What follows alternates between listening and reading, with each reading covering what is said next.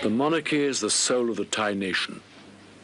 As the king arrives at this temple to pay respect to an old monk, respect to his purity and peace, the noise of the spotter plane, reminder of the king's constant danger, of Thailand's constant danger, grows louder and louder.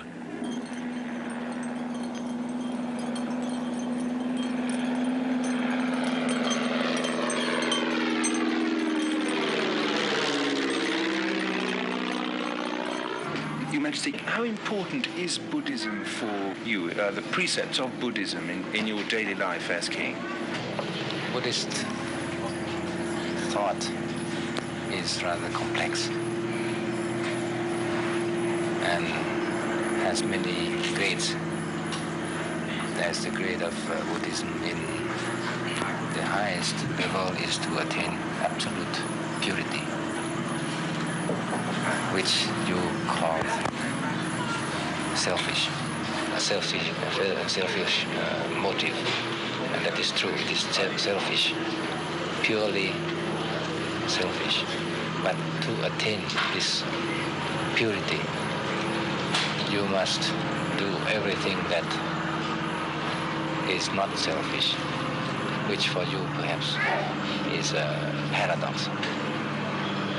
One must sacrifice,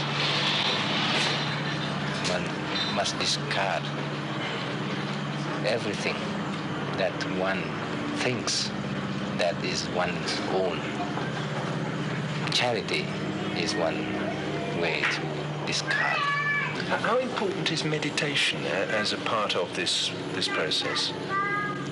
Meditation is a process that is very important because first you must have concentration. You must concentrate your mind so that you have a peace that is perhaps not lasting, but a peace in which you can see many things. To have the peace, the real peace, and then with this peace you will be able to see very clearly.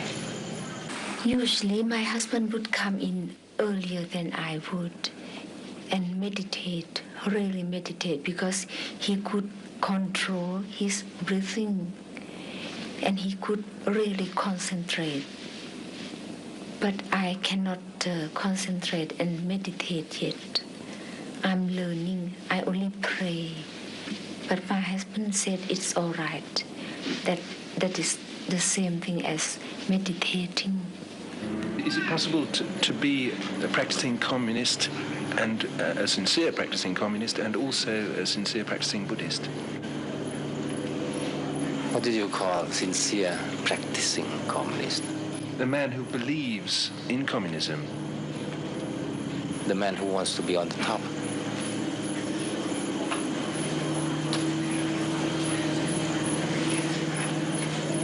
Well, a man who sincerely believes in a communist principle of doing things.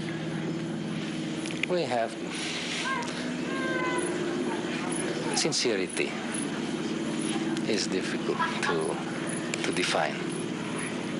You may be sincere, but you may be wrong.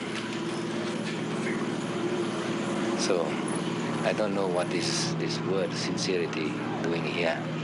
Practicing communist, usually the one who practices politics in any doctrine wants to be on the top.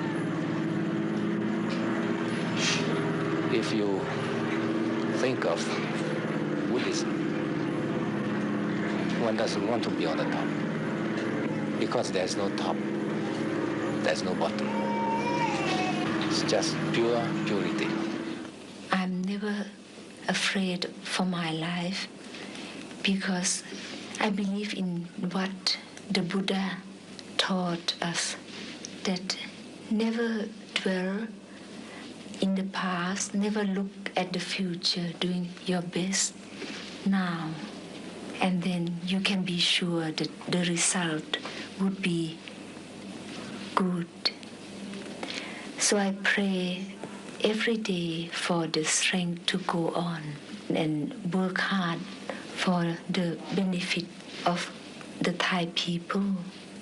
Do you both believe in the idea of original sin, that every person is born with some kind of sin? Your Majesty, There's no sin. There's no sin because as I told you, there is the original purity, which has been spoiled by or covered by what we call sin. This is just the opposite. It is the original purity, the original thing that is light, that is beautiful. It's extraordinary when your mind is at peace, tranquil, then you don't feel the tiredness so much. You don't mind the pain or tiredness. Just like the monk, the one I have here, he died of cancer at the throat. I asked him whether he feels the pain or not. He told me that if your mind is tranquil, then you don't feel any pain, not at all. You feel only that you have done the best of your life for the others. He said that's the only way to achieve happiness. How do you both reconcile your faith in Buddhism with its emphasis on not taking life, no bloodshed, with your role as head of the armed forces of an army and its campaign at the moment? This is a problem. This is a problem, but when a soldier holds a gun,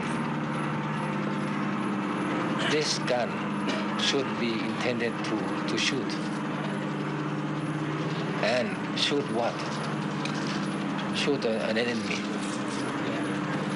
That is a living being. But if he holds that gun with the intention of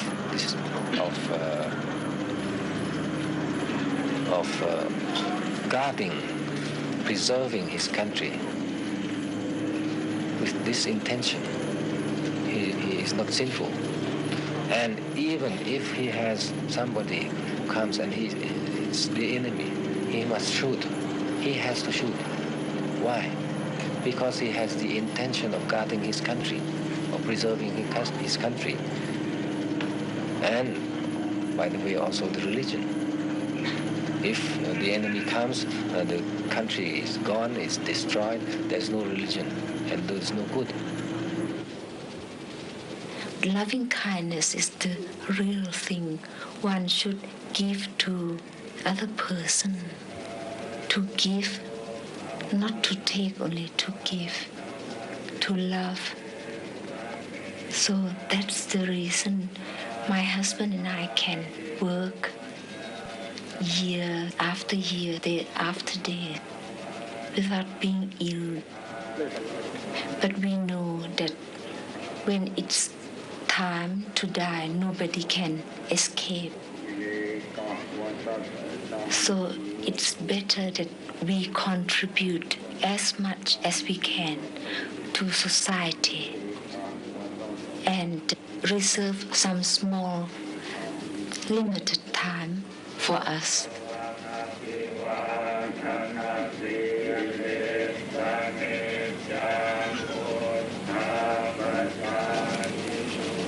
At first, I was very much afraid of death. But later on, I met a great teacher, a monk, who told me never to be afraid of death because it's natural occurrence. If you have good intention towards the others and you have done all you can do for your country and for human beings, even if you died, your soul or spirit or mind will be in peace.